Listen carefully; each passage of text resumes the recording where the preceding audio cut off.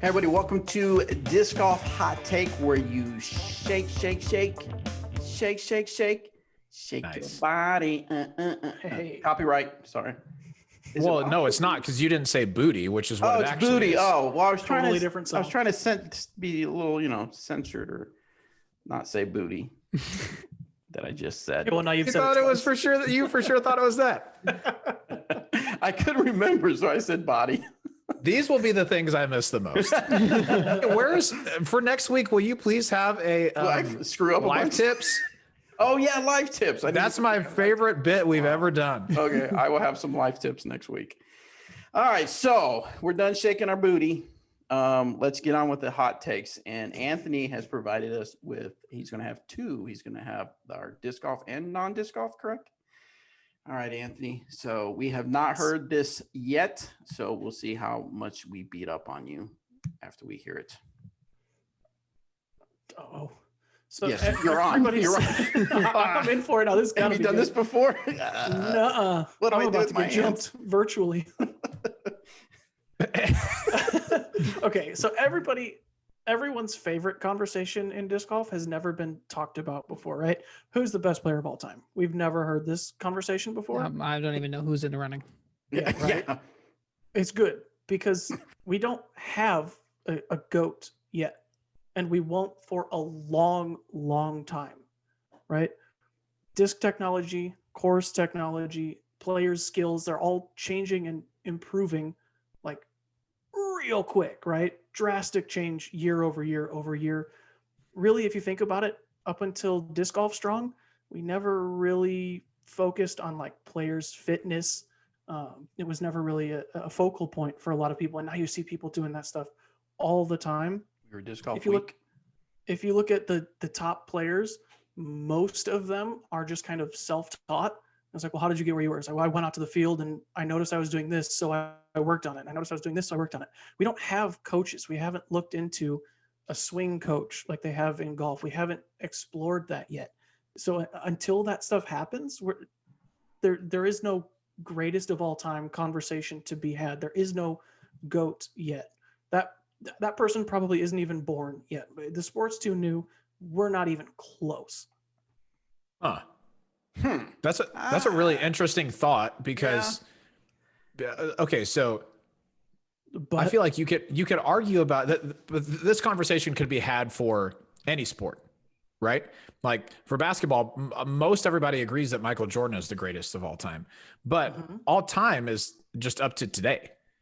That doesn't include 20 years from now or 30 years from now. But I will say basketball is evolving in some of the similar ways, but back in, 91, 92, 93, Michael had a group of coaches and specialized training and everything like that. So it's probably not as different as disc golf will be in 20 years, 30 years or whatever. So I'm with you when you say that we probably haven't seen the best disc golfer who will ever play before. But I think we will always have a debate about what's more important, because if it's world championships or if it's just dominance, because the field keeps getting deeper. Right now Macbeth is at the top of the game, but there are people who are starting to catch up. But if you look at Climo, 9 world championships in a row. Mhm. That's pretty good. It depends on who you ask, but most people would take it. But I'll go with you on this for sure. I think, the best player who will ever play disc golf hasn't been born yet. And they're going to grow up playing disc golf, right? Their dad is going to take them out to the disc golf course and they'll have junior discs. And then by the time it's time, think about somebody like Eagle, who played since he was super young. He's still young and dominant. Imagine if that was coached like gymnastics is from a super young age. I'm in for that. No disrespect to the people who have played before. They're fantastic players. Not at all. But I'm with you. Yeah, sure. Why does being trained from the young age? Why is that a qualifier? I guess for Because you'll be better. You'll Yeah, just I yeah. guess. If Eagle had coaches and people training him from the age he was 6 yeah, till what is he 21 yeah. versus he's had 21 years of, well, I'm gonna go do this. Like of course, someone who spent their life doing that thing and then was coached by someone who spent their life doing that thing now teaching this kid it's gonna blow it out of the water. Right. I don't remember what Malcolm Gladwell book it is. The Tipping Point or no, Outliers. But where they talk about expertise comes at, or mastery comes at 10,000 hours. Right.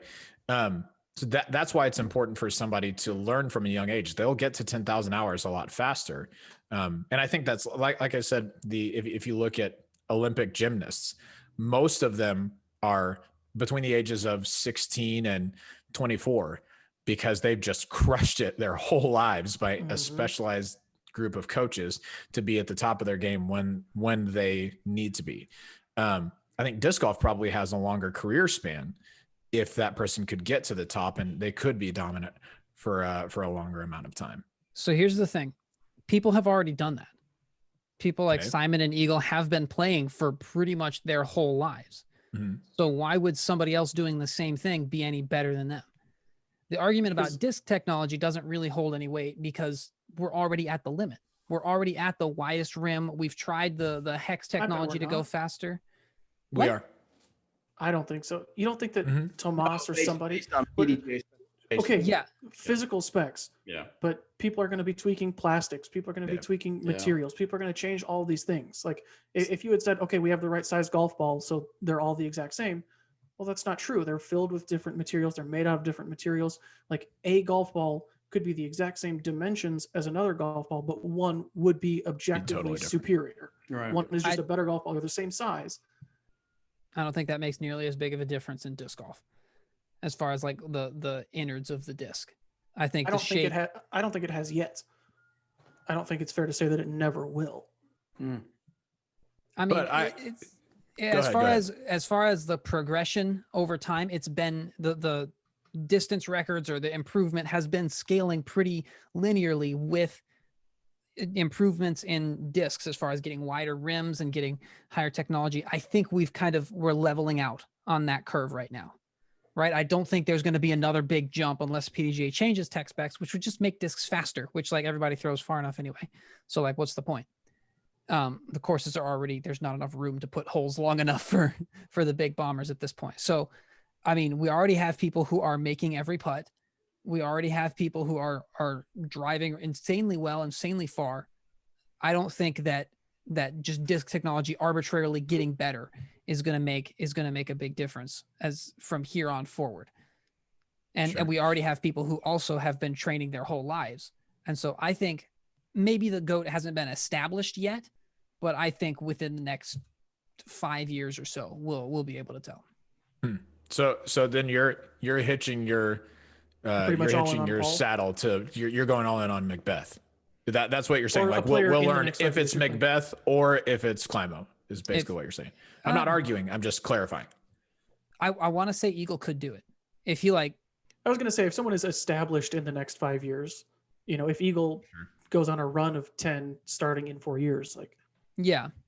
Okay. Right. Call it 10 years then. Oh, yeah, sure. I'll go with you on the disc progression not being as big of an influence because we're talking about, like Bobby and I talked about this on the show earlier when people talk about disc technology improving. If you're comparing to like when there was nothing faster than a Viper or nothing faster than a T-Bird, yes, of course, discs are better now. That's huge leaps and bounds in progression. But we're probably at the point now where we're fighting for a few extra feet on a drive or this much little bit of extra consistency on a putter or something like that. So I can go with you on disc specs, but in the example of somebody like Simon or Eagle, who has played their whole life, playing their whole life is not what's on trial here. It's playing your whole life with specialized coaches to help you do it. Right. So Eagle, think back to, I think it was 2 off seasons ago, Simon and Eagle went over to Europe and they trained with those 2 trainers who would talk to them about their nutrition, physical fitness, all that stuff. And they came back firing. They won the first 2 national tour and pro tours, I believe. If that sort of training was to happen with a with a child who, you know, had the skill early on, I think we could see somebody come up who's the talent and consistency we haven't seen before. That's where I'm at. Yeah, I think that last part there, what you said is right. It's not about like Paul shot, what was it, at Maple Hill, a 45 or a 43 or something? 45, ridiculous. Yeah, like he did that and he did it one time. Eventually there's going to be someone that does that and then does it again. And then there's going to be somebody that does it 3 times. Like it's not about setting that world record. It's about the consistency of like, boom, boom, boom. And it's not, obviously Paul can do those things and has proven that he can do it multiple times. It's just people are going to take that level of consistency from here to here and just keep getting it closer and closer to that ceiling of like what's possible because of physics. Yeah. Excellent. All right. Well, I think we've debated that enough. So if you're listening to this and we post on YouTube or you're watching this on YouTube, give us your comments below. We post this on the Disc Golf Answer Man Facebook page or group. I'm sorry. We want to hear your comments as well. What do you think? What are your thoughts on Anthony's hot take?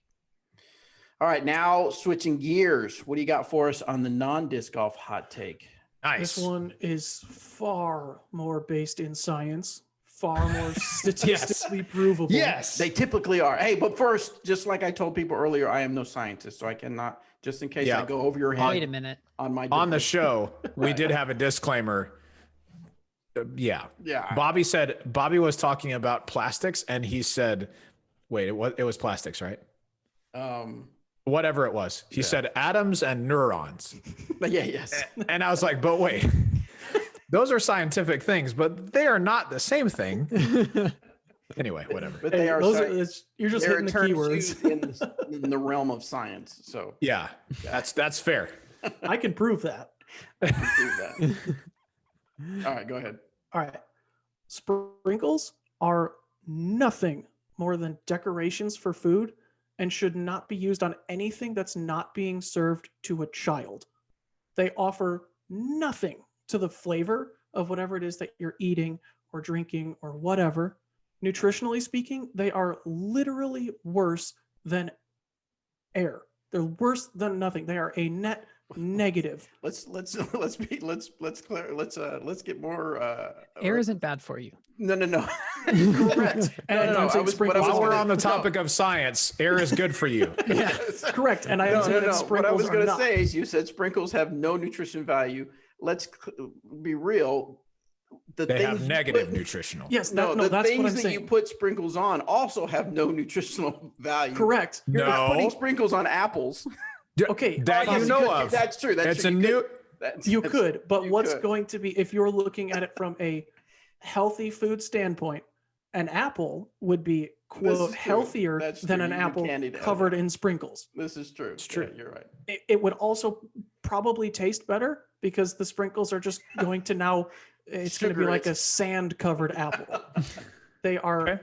they add, I'm going nothing. to agree with Anthony. I They're- think sprinkles are they're little pointless. colorful things to Yes. make food look exciting for children. They're pointless. Yeah, when I get a donut, I'm getting a donut with icing. I don't care if it's got sprinkles on it or not. In fact, the sprinkles add nothing to anything. They are just simply for decoration. Have you ever heard the phrase that people eat with their eyes? I would argue that like 75% of whether or not you like something is how good it looks. Hmm. And sprinkles and other decorations and stuff, they changed the presentation of it. It feels fancier, like a cupcake just with icing on the top versus a cupcake with icing and sprinkles on the top. The sprinkles make it feel fancier. It looks better. You're going to like it more in a vacuum, right? If you didn't see them like side by side. Obviously, they don't really add anything to the flavor. They add a little bit of texture, and like that little bit of texture variation does make a difference. But in the presentation of it, that's where they make the biggest difference. And if it looks fancier, it feels fancier, you're going to enjoy it more. Wow. Just I would- psychologically, that's the way it works. I'm going to go say out on a limb and say the guy who probably eats the least amount out of all of us has the best point on food. I mean, you're not wrong. I worked at a restaurant Bobby's a for trader. 9 years, Robert? though, so What did you say, traitor? Bobby, you were on board. Now you're not. Get out of here. Yeah. How do I mute someone else in this? By the way? Okay, I was going to make a similar point to Danny about eating with your eyes. I don't think I'd have said it as eloquently as that.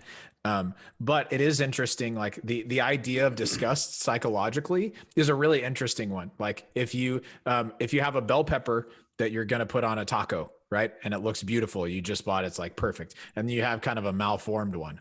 They are made of well, let's get into the science.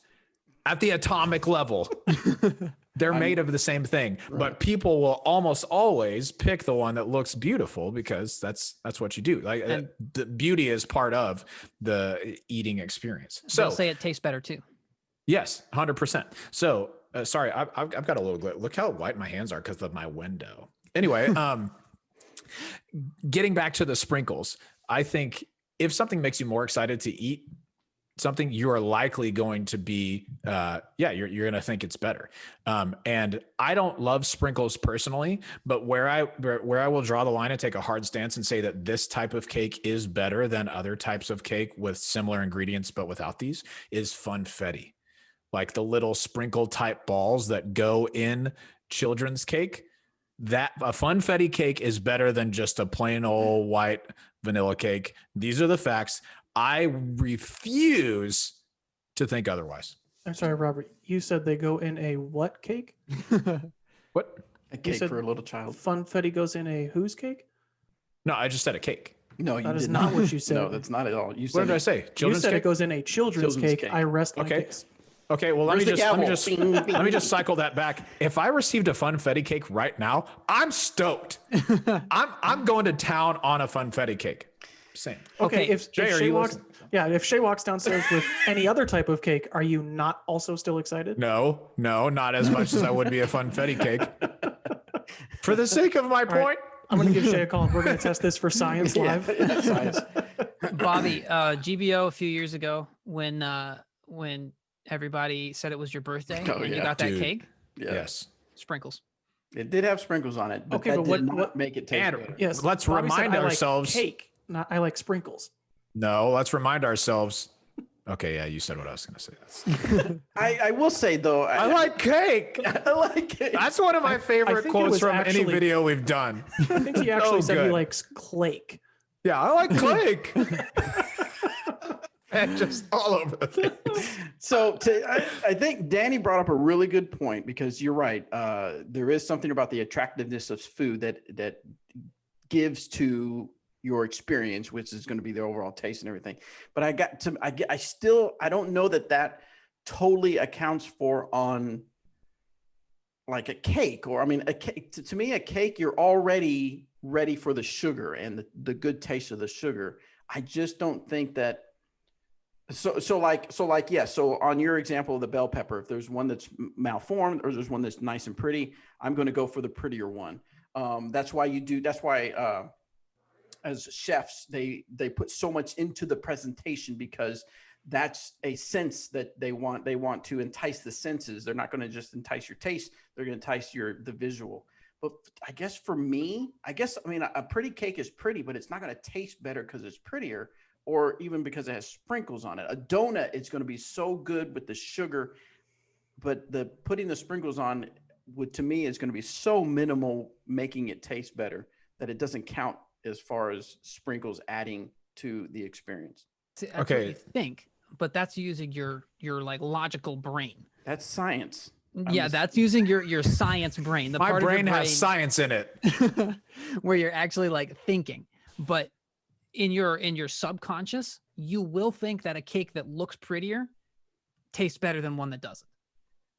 So Like- okay, I'm gonna get on board with that point once again because that's true. But I do wonder, is there like a Mendoza line in cakes where up to a certain age, sprinkles make a cake look more attractive to you, but after a certain age, or maybe it's different for different people, but Maybe it after a certain declines. age, if you see sprinkles, you're less excited about it because maybe in your mind it looks like a children's cake, or you're like, hey, this already has enough sugar, I don't want that extra stuff. I wonder if there exists this breaking point See, like for children, I think sprinkles, yes, 100%, no doubt about it. For some adults, probably so, but not all adults would agree with that, unless we're It's all talking about- funfetti, in which case everyone would. Which we've you. established is a children's cake. Funfetti's I think No, it's all no, it's my age cake. my age cake. Yeah, Whatever age 25. goes That's on. me. I'm 25. That's my age. JK on that. I think it's all about tasteful sprinkles. Nobody's ever used Tasteful tasteful amount. I was gonna sprinkles. say, You just yeah. pile the sprinkles on there. Oh, I was thinking I've seen tasteless sprinkles. That at, too. bachelor They're all tasteless. parties. So, but That's true. That's a whole different that's a topic. whole other Oh my topic. gosh. So, all right. So I don't know that we've come. I think I still am on board with Anthony. I don't think sprinkles add that much. Bobby's to not the a traitor. experience. Yeah, I'm back on Anthony's team. So Call me Benedict. I'm for sure on Team Sprinkles here. I honest, but however, it's got me. Maybe we need to like do some tests, some experiments with this. I did Are a there- visual. Go ahead. Yeah. I was just going to say, are there sprinkled and non-sprinkled cakes available for us right now Right. to try?